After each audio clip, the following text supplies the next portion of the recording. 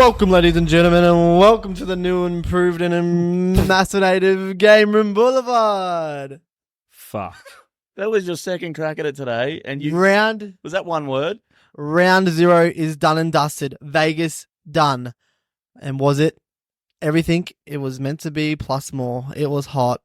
Are we buying tickets next year, boys? I think we're considering it. Yeah, I'd love to buy tickets. I still don't know what he said at the start there. And it's my fault because I didn't bring the sign. The sign's still not here. And apparently the only reason why he can't read is because the sign's not here. I was looking for the sign of life, sign, and I can't find it. So I'm looking for a sign. What's your name? My name's Jake, and we are here to talk rugby league, baby. We had two crackers of a game to start off the rugby league season. Let's get straight in, baby. First game, we had the Manly Sea Eagles absolutely humble the Rabbitohs, 36-24, and it was head-to-head, topsy-turvy, and in the last 30 minutes, man, the Sea Eagles fucking turned it on and just did not look like they were even on the same level anymore. They pumped the Rabbits the last 30 minutes. The Rabbits got a little consolation, tried to make it look close, but they were outplayed in those last 30 minutes, and to be honest, I thought Manly could have scored a lot more points. Tommy looked dangerous. Hamoli, oh my God, can we Hamoli him more? What was that? There was so many different ways you could have used his name. Yeah, I know. And you butchered it. I probably would have gone with Olika Wow too. Oh, holy moly. Holy camoli. Wow. Okay. Can we get him a Blues jersey already, boys? Holy moly. Mate. He's locked in for me. Locked in after one game. Yeah. Who you drop? Hey, I'll put Liam Martin to the bench. The, what do you call it? Too early for Anyway, Origin. we're not talking about Origin. Let's talk about this game, boys. Anything else? Is it ever too early for Origin though? Nah, never. Yeah. Never. I thought it was looking a bit... Manly were like in control there. It looked like for most of that first half. And I thought, yep, they got this. And then after that half time, when Trell come out, got that, put him on his back, scored that try, and then these silky hands out on the left-hand side to set up that other one. And I thought, all right, Rabbitohs are going to get this thing. And then just a little error in their own end just to open up for Manly to get back the ascendancy and get back on the front foot. And from there, they just exploded. And they just looked really good. And I went unders in this game. 40 points, man. Defense Only 4 tries in the first shambles. half, and then there's 7 tries in the second half. It just opened right up. It was hot. I think for me, it's just South. This was their problem last year as well, was their defense. Like, it could just go disappearing at some points during the season.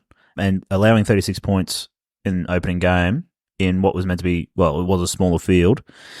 Just a little bit of concerns there for me still, I think. Like, Latrell played for what?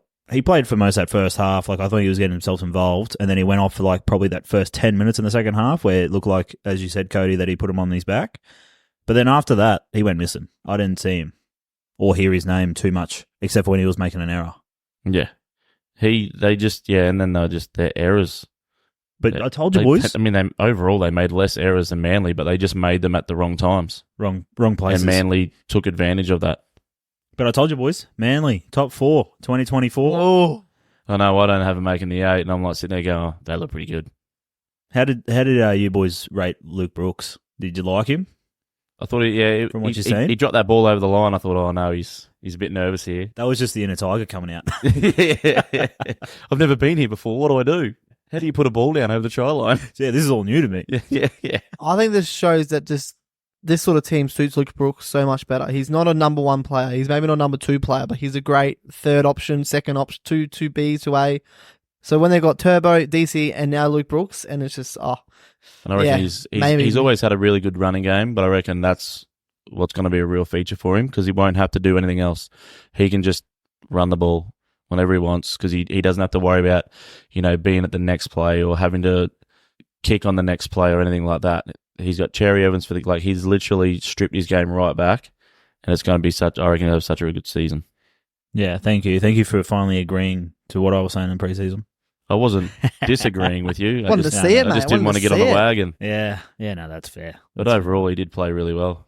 I thought it was surprising for me that Manly was still able to put on the points, considering I don't think Turbo did as much as what he probably could have. He didn't, he looked threatening, but he didn't take that next, he didn't bust the game open like he normally He would. was just teasing a lot. He was just Yeah. like teasing your nostrils. He was like, I can smell you, but you're not going through yet, you know? It kind of even got glares there from the other room from Jade from that statement. He almost looked to me like he was a little bit, as soon as he's getting hands on him, he was kind of conceding.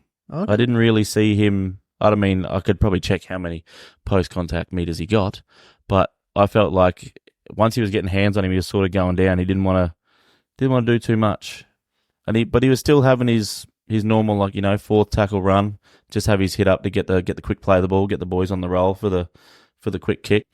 Like for me, also in this game, I just thought DCE looked average as well, and like they still played well, but DCE just made a lot of, I guess, uncharacteristic errors for him. Like he stuffed that play when they made that break down the right-hand side, instead of just shifting that ball straight out to the left where they're all short. I don't know what the fuck he was trying to do by not passing and half running and then just dropping the ball. And then he did a couple of in-game kicks that I thought were a bit weird. Like they weren't attacking, they weren't high enough for the chase to get through. And I was just like, I'm confused. But he was putting a few of them like on the dime. The one where he set up Garrick and those two that he put like on a dime for Saab, who just couldn't complete. But then, then there was that one like down that right-hand side and he'd just done that random grubber kick. Yeah. I mean, I know you might have thought Saab or Garrick were chasing, but that was at the point Garrick was on like one leg because he'd rolled his ankle, so he wasn't quite getting full Saab tilt. wasn't even there. And Saab was still infield. Yeah, he wasn't even like, I don't know what he was thinking because it was like a half. And I don't know. It could have been a crucial, like it was in a crucial point of the game too, where that could have been enough just to flick and move momentum, shift their momentum into South's favour. Well, we've seen Souths score that many points in less time. Yeah. Let alone given that much time on the clock. Yeah, I think Kyle was maybe, throwing Latrell under the bus a bit before, but I don't think it was Latrell. I think Latrell did his part of this game. He did a lot. I think it was Cody Walker. He really did nothing in this game, and they just can't afford that if they want to win games against other playoff potential teams. I don't think I was really throwing Latrell under the bus. You said he was playing for 60 minutes and you didn't hear again. And then you were like, did you throw him under the bus? Did you? I just said in that last 30 minutes that I didn't hear his name called often, except for when he made a couple of errors. That's all I'm saying, mate. Just because you picked him in your super coach doesn't mean you got to get all butt hurt. He did hot boy. When the team needed him, he had that one run, he had that one pass. 100 points. And then he did nothing. Yeah. He dropped the ball cold. And did you see him try and milk the kick to the face? Oh, yeah. I seen him go down and I was like, oh no, what's he done here? Where's he been hit? And then I realised you go down, nothing even gets close to his face. And I was like, he was milking a kick to the face. Get up, you. And I was just building to Cody Walker because he was going to get an absolute rundown because he did disappear. And for me, it's classic Cody Walker, big game, no show. He seems to do it all the time. I don't know what it was. They're just Rabbitohs as a whole. I felt like Cam Murray had a good game. I felt like Sean Kepi for his in-season debut for him. He played well. But just the big name players that you expect to stand up. I mean, Richie Canna had, apart from the 2 tries, he had a bit of a shocker. He was getting found out defensively. Well. Yeah, they were really targeting him in defence. But they just, That's weird. Yeah, they just look good for 50 minutes and then real bad. But I don't even think it was like maybe good for 50 they minutes. partied too much. They were sort of half in the first half. Yeah, maybe. Manly was definitely the more dominant of the two. And then it was just, that little, 10-minute spurt after half time that I felt like should have given them enough momentum to go on with it. But then the typical mistake at a crucial time gave Manly the ball in territory, and Manly were just good enough to score the points when needed. Yeah. Well, good work, Manly. Now let's get to it. Can I just ask a quick question on this one before we jump? Just before we jump? Minutes. Yeah, of course. Ben Trbojevic, does he hold down that left edge or does he make way for Schuster when he's back? He's got to. Every chance that he gets in that starting side, he kills it. Absolutely kills it. He has to, unless your little tidbit, Kyle, might come true. It looked like Saab got injured, so he might be out for 6-8 weeks.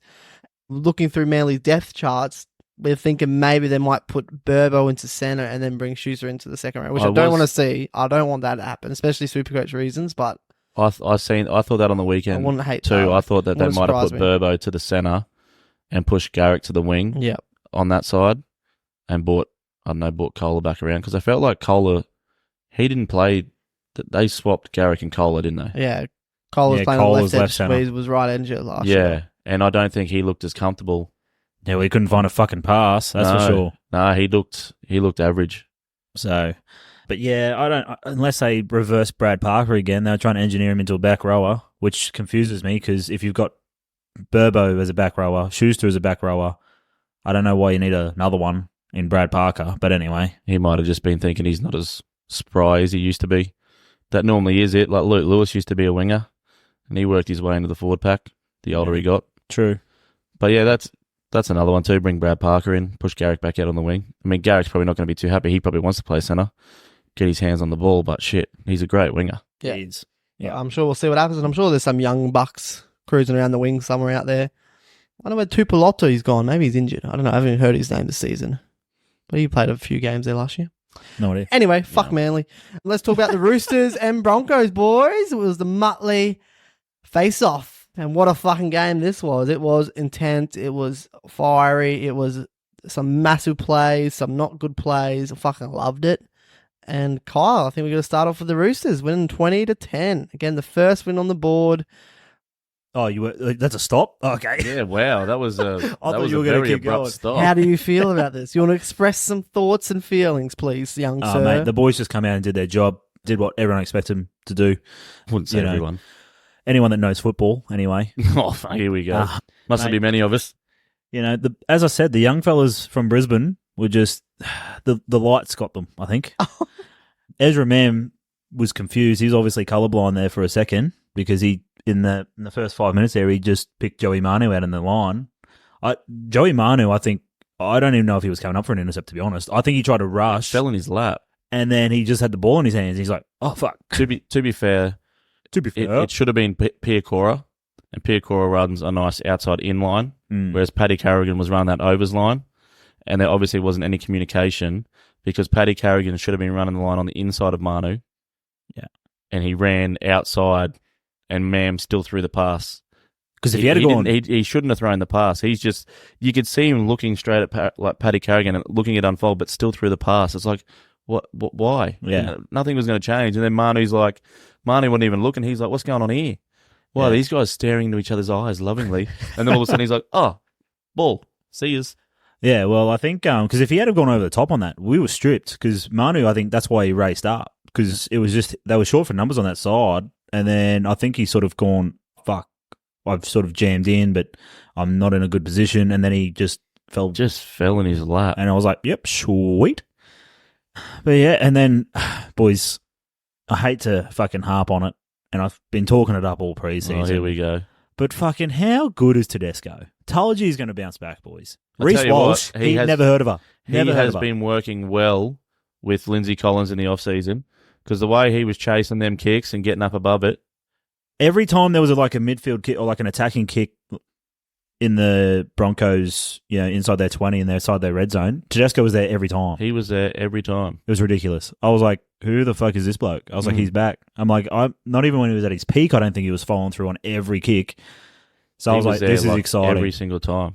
And He then was all over it. just another side note from me before we can get on to Cody and how he's been crying since 4 o'clock yesterday. You wish. Terrell May is a fucking weapon. Goes good, eh? Oh, man.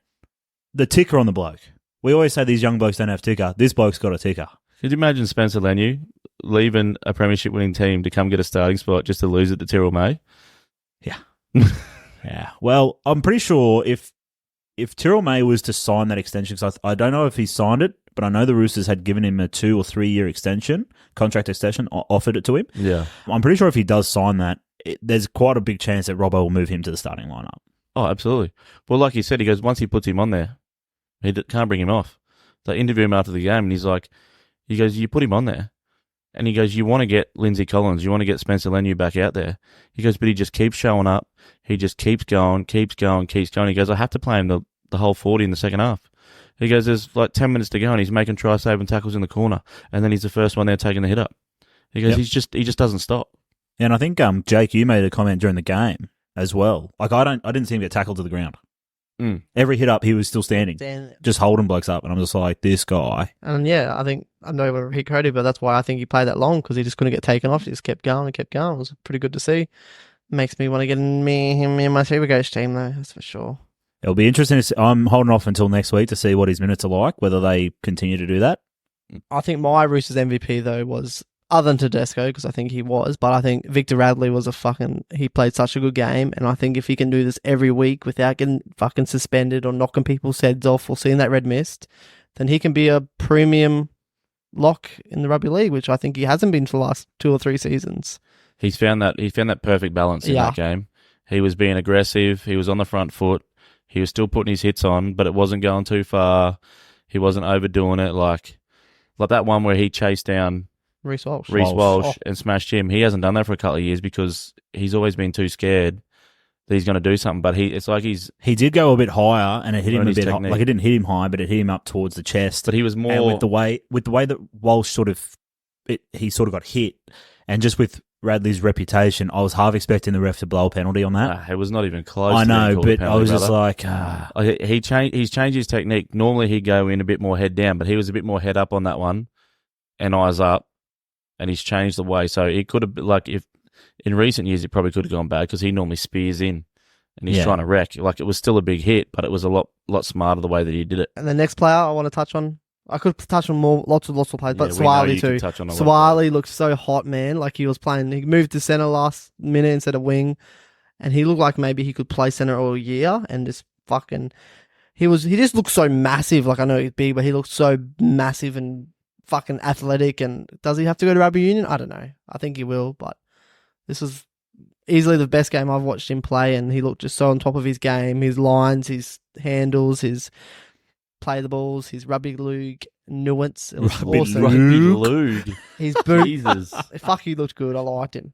Yeah, look, for me coming into this game, when Billy Smith went down injured, I got really worried that we would probably drop this game.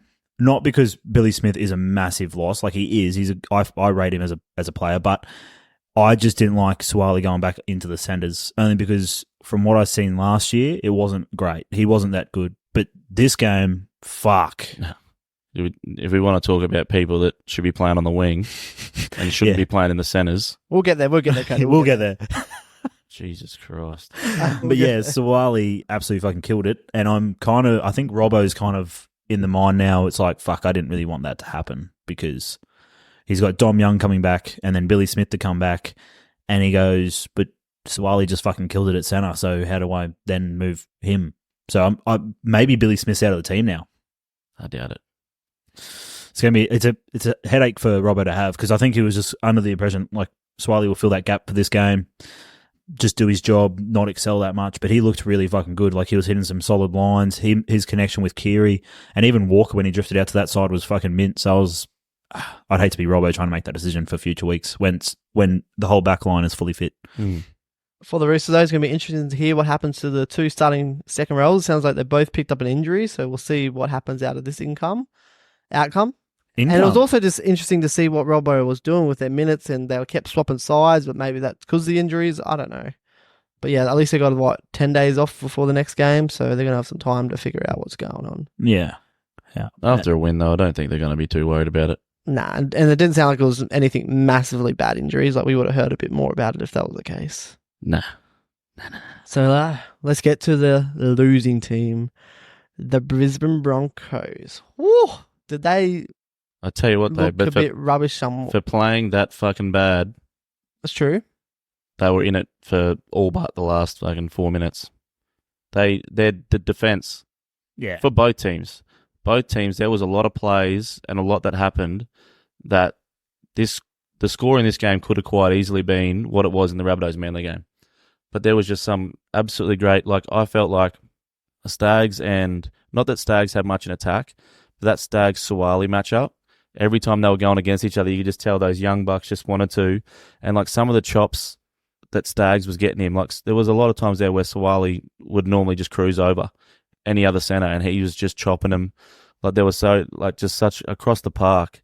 The whole game, we were still talking about Radley, but everyone, there was just really good contact, really good aggression. Yeah. It was actually a really good game for that. And yes, the attack was a bit silky, but like the defense from both teams was unreal as well. Yeah. Like, so the Broncos played bad, and you can fix those silky pass up, and like Piakura going down early, changing it, where, you know, Paddy Carrigan goes out, then he's not running the same lines that Mams used to all preseason.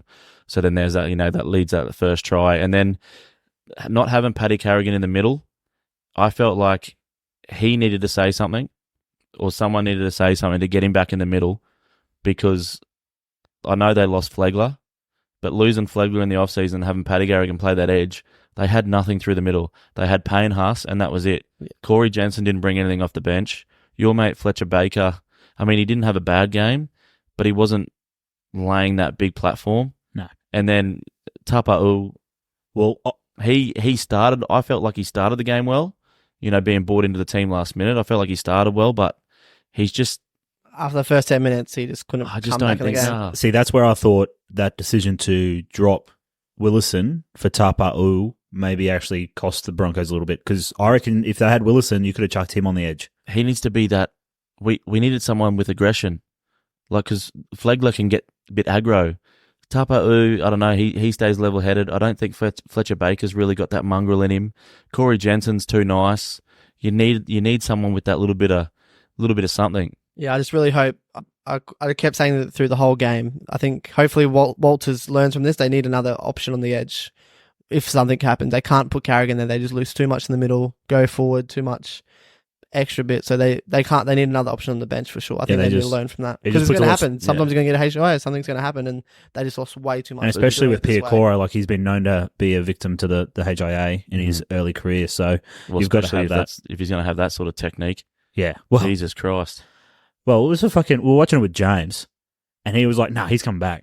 I was like, "Bro, he was asleep." Bro, you looked at him; his eyes were in the back of his head. I was like, "It's not even a question." I was like, "They can run the bloody HIO test," but I couldn't believe that. I couldn't believe that he tried to get back into the line. I can't believe they didn't send him straight away. And then they're like, "Tut-tut-tut," and then you hear Brendan Smith's like, "Yeah, see, you, mate." Like, what did you even think that you could get back? Like, you could stay on the field? Oh man!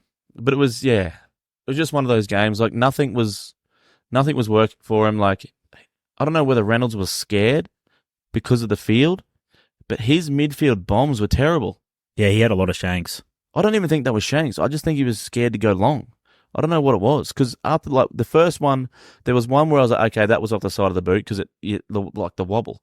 But then there was again, and I'm like, nah, someone of this skill with the boot is not doing this 3-4 times. Like, and you could tell that the field was wreaking a little bit of havoc, but they just, I don't know, they just didn't have that polish. They didn't quite. I felt like they looked a lot better, 2 weeks ago when they played that trial, pretty much full strength, than they did in this game, when there's like another 2 weeks. And maybe they let the week get to them because they've been going on so much. Like, I think they spoke to Reece Walsh and he goes, it felt like a grand final with all the media and everything in the lead up. You're doing all this stuff. Like, maybe that just threw them off, and that shows the professionalism of the Roosters. They've lost 2 grand finals. Like, they're on a 2-game losing streak. Professionalism of the Roosters to stay on course and to stay what they're doing, whereas the Broncos might not have been quite ready for it. I think there's 2 players that we need to highlight that I think just they were very poor for, I guess, what we were expecting from them this year. And it's only been 1 game, so I think they can bring it back, and that was Selwyn Cobber at centre. I think he just can't stay there. Or I think he can, but he needs to improve. He needs to get way more in the game. He needs to be more in the game, more aggressive and stuff like that. And also, I think Ezra Mam, I think he was so lost in this game. After that first pass, maybe, I don't know if it just threw him for the whole game, but he just didn't look like trying to get in this game, in my opinion. He was hitting blokes, which I really like the aggression and defense. I did notice that from him. I think about everyone was hitting people in that game. I thought the defense was fucking great. Yeah, everyone was putting on shots except for probably Payne Haas, but he doesn't put shots on. But fuck, it was good watching the boys get after it. There was a few that I was actually like, we'll talk about, because you just brought Payne Haas up. I think he conserves energy by not taking the play to the ground, and it shits me to no end. Because he has full control of them. There'll be someone around the legs, and instead of putting them on their back and making the fat ass get up off the ground and waste energy and slow the ruck down, he just stands there and holds them. It's like, I understand that you don't want to gas yourself, but put the opponent on the ground. Because then they get no matter how dominant a tackle is, if they're still on their feet, you've got to release them straight away and then they're already there to play the ball. Yeah. Like there were so many times where I'm like, take him to the ground, and he just would not, and it was frustrating me. Like on the Cobbo thing, he did have a poor game. I don't think he quite had the opportunities to really showcase in attack. But then, like with he needs to put in the work. That was one of the things that I used to love about Justin Hodges. He'd go looking for the ball. He'd have fucking 12 scoots in a game. He'd just go in there and go, nah, I'm having a run. Whereas Cobbo and Stags, we've been calling for it for years with Stags, they just stand out in the centres and go, oh, the ball will come to me. No, go in there and get it. Yeah. Go have a run. Look at the stats, though. Cobbo did have 18 all runs compared to Stags' 11. So And 5 tackle breaks. That's not a... I don't know. Well, if But that 11 from Stags, that's what we've been saying for years. He needs to get that up to 15 And roughly every game. But how big is Stags and how big is Cobbo? It's like, yeah. And Jesse Arthur's had 100 post-contact meters. The winger, 100 post-contact meters. Just because he was just having a crack, just getting in there running. Like Cobbo should be swatting blokes. So hopefully this was just Cobbo's first game, warming to centre. But yeah, it's not all doom and gloom actually looking at the stats. But I just think... Is it possible to swap Mariner and Cobbo over? Fuck, Mariner looked good. I liked me some Mariner. His footwork around the his ruck. footwork, he can jump as high as Cobbo nearly. Like Him and I Arthurs killed it. Sorry. Very safe with Mariner and Arthurs out there on the wings. Mm-hmm. I mean, Arthurs did make that one with the touching it before it went out, trying to stop that 40-20. Oh, yeah. But that's not. Fucking just on that, how good is Brandon Smith? He said it in the post-game interview.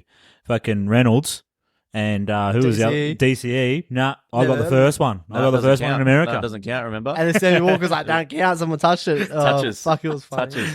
Oh, I love me some cheese. But anything about Ezra Mann? Oh, do you think he just wasn't part of the game? I don't know. Was it the I don't small know. He was field? just in and wasn't out in the of it. early ball, yeah. He was just in and out of it. I felt like, yeah. I think Yeah, the I Roosters don't- also did a good job on trying to limit his options as well, though. It wasn't. I don't feel like it was an overly bad game from the Broncos. Oh, no. Like No, they were just like, if they play better, that's what I felt like with. I was watching it, and when it was 2010, and then we scored that try, I was like, the Roosters are far outplaying us right now, and it's this close. Like that was what was giving me confidence. It was if we played that bad and got pumped, I'd be worried. But they kept turning up and kept defending and kept turning his away, which was the thing that was really making me happy.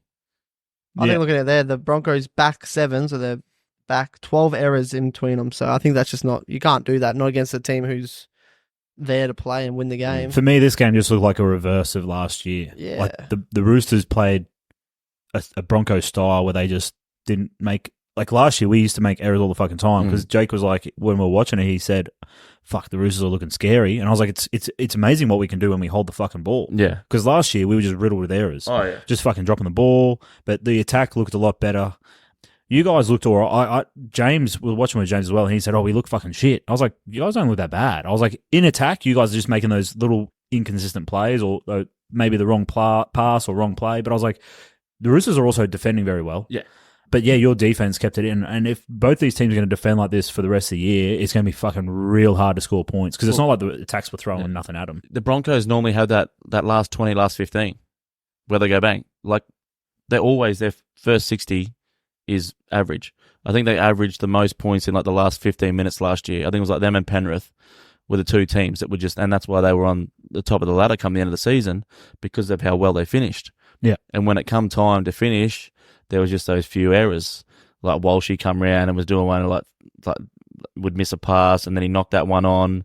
They just weren't as silky. They normally finish really strong, and this game they just couldn't do it because, like you said, the Roosters' defense was all over them.